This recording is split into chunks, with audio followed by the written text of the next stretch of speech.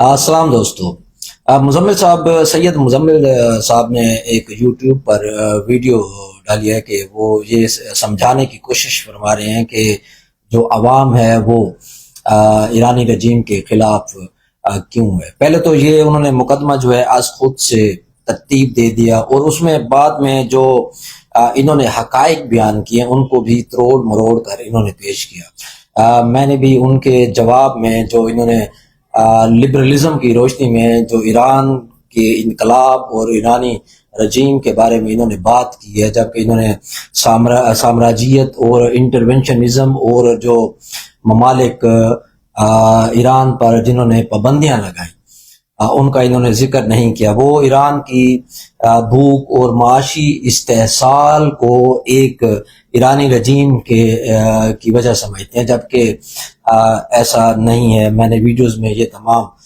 باتیں ڈیٹیل سے کی ہیں۔ آپ ویڈیو کا لنک جو ہے نیچے موجود ہے، آپ اس کو ضرور دیکھیے۔ آپ کا بہت شکریہ۔